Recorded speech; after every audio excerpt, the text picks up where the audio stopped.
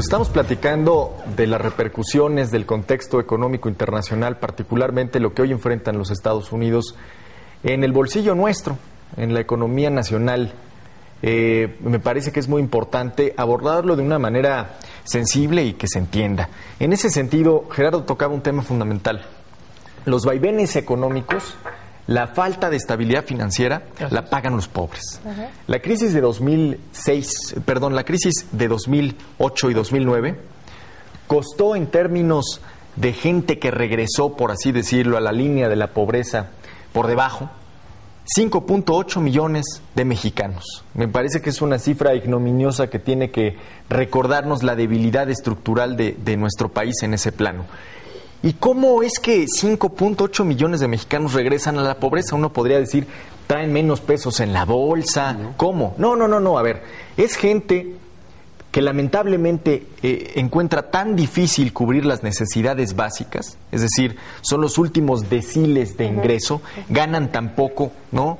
Aproximadamente entre 2 y 4 dólares diarios, que una pequeña alza en los precios, por ejemplo, del aceite, del frijol, del maíz o del arroz, está regresando. Te cuestan 6 millones de pobres. Es el colmo que hay un programa de gobierno federal, es el colmo de verdad, entregando anafres o estufas de leña para que los mexicanos puedan calentar sus productos, sus cosas. Esto quiere decir que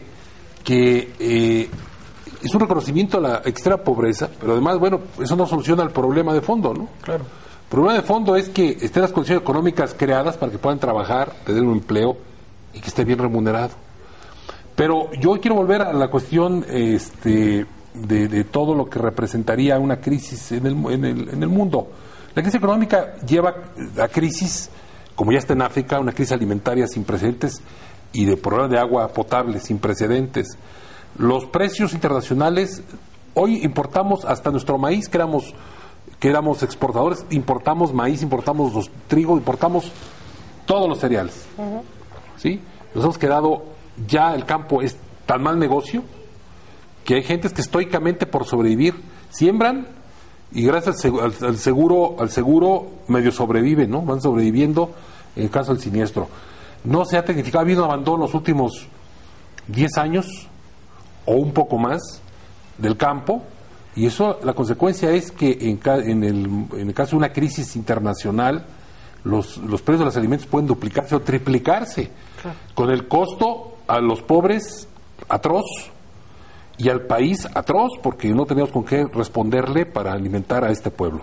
Entonces yo creo que está bien que estemos vacunados en la macroeconomía para una crisis, que tengamos reservas internacionales, que estamos preparados en lo macro, pero en lo micro, en el bolsillo de los mexicanos, debemos tener por lo menos garantizada la sobrevivencia de los millones de mexicanos que están en la extrema pobreza y garantizarles el acceso a sistemas de salud adecuados, no como el engaño nacional que es el Seguro Popular. Lo único que hicieron fue decirle al Hospital General, bueno, pues ahora vas a atender a 10,000 gentes y con los mismos elementos que tengas, ¿no? Entonces ya garantizan en papel la cobertura. No tienen medicina, no tienen instrumental, están en una condición desastrosa. Sí, y hay enfermedades que no tienen.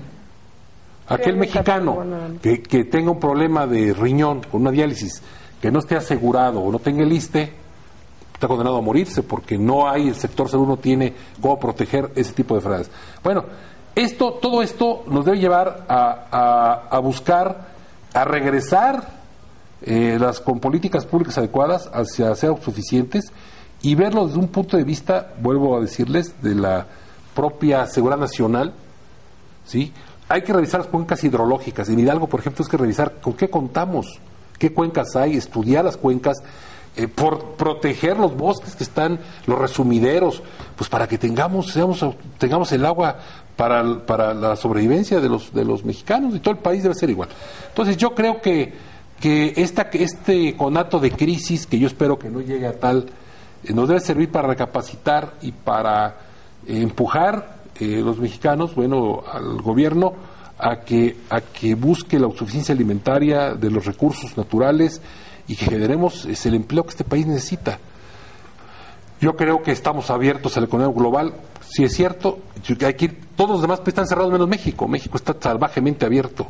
Se acaban de quejar unos productores nacionales porque le abrimos a China 0 aranceles, el acero, 0 aranceles, está invadiendo al país de acero y los productores de acero del país están en una situación de desventaja atroz porque fue una política que aplicó la Secretaría de Economía, ¿no? Con un señor que es experto en cuestiones de religiosas, en cuestiones de la familia, ¿no? Del Vaticano. Entonces, ese tipo de situaciones está empobreciendo cada vez más, está acabando con la industria y está generando lo que padecemos en las crisis recurrentes. Fíjate que hay un tema muy interesante. Hay un estudio que indica que en México en los últimos 20 años, los más pobres entre los pobres lograron avanzar 1 o 2 deciles de ingreso.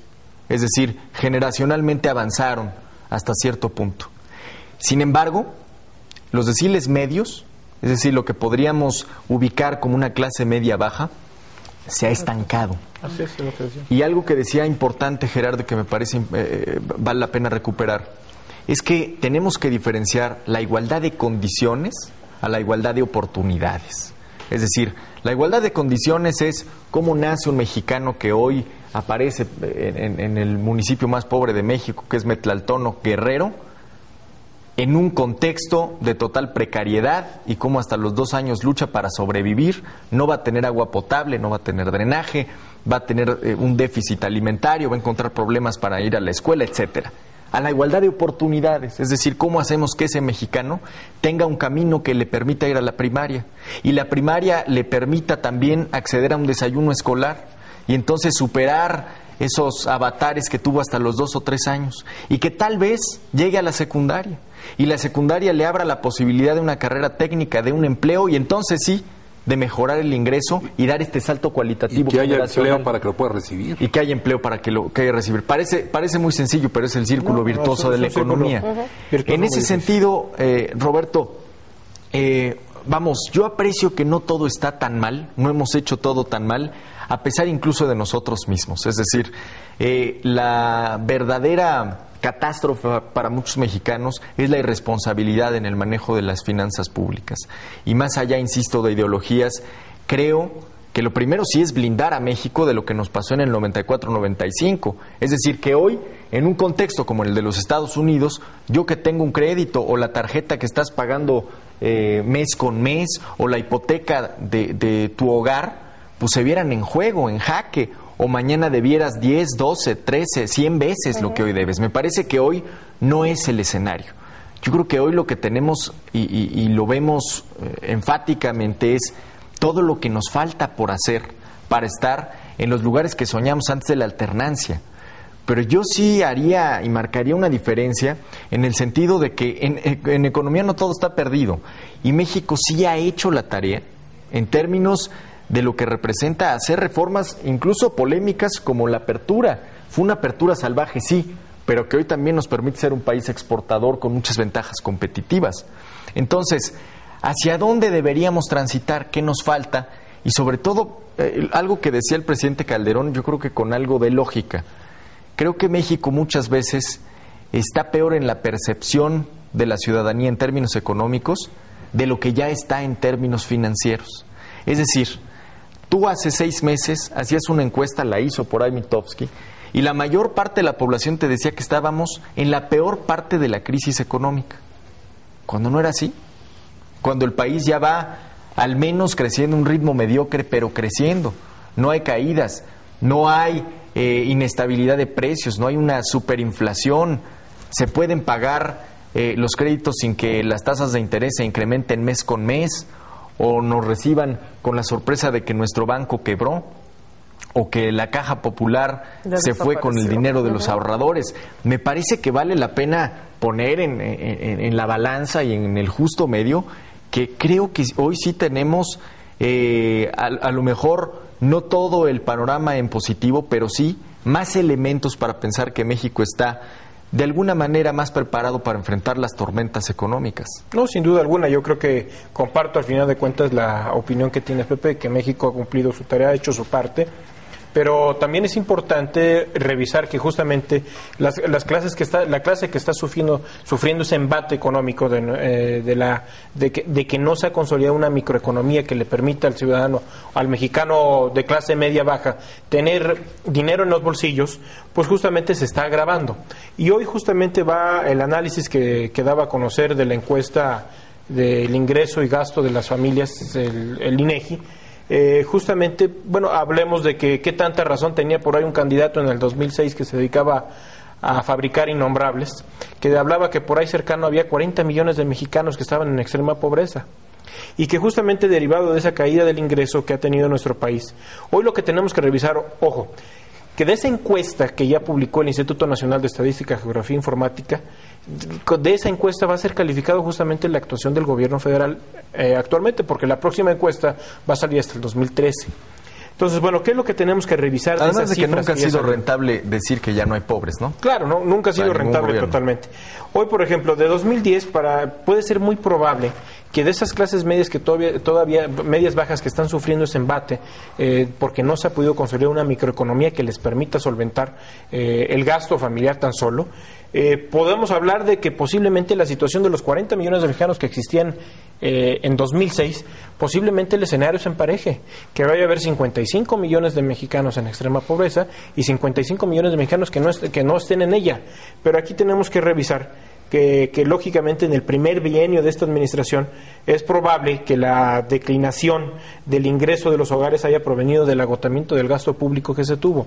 Ahora, tenemos que revisar mucha parte para poder, en términos reales, revisar y que verdaderamente un beneficio a ese ciudadano, a esa persona de la que tú hablabas en el municipio más pobre de nuestro país, pues justamente habla de una política pública que tú tienes que implementar. Pero si esa política pública no la implementas, porque tenemos que hablar de transversalidad, y la transversalidad te ubica que debes de tener todos los elementos mínimos: educación, salud, vivienda, un programa de alimentación que te permite a ti llevar a ese ciudadano, pues justamente a sacarlo de esa inmensa pobreza que vive, y que al final de cuentas, si esa política pública que tú estás aplicando no la generas de manera consecuente, al final de cuentas ese ciudadano va a ver su futuro simplemente empobrecido. Dicen que padres pobres, hijos pobres, al final de cuentas, ¿no? Ojalá no se cumpla ese ciclo, Carmen. Ojalá no. Vamos a hacer una pausa y vamos por nuestro último bloque. Recuerda, estamos en Visto Bueno TV. Regresamos después de esta pausa.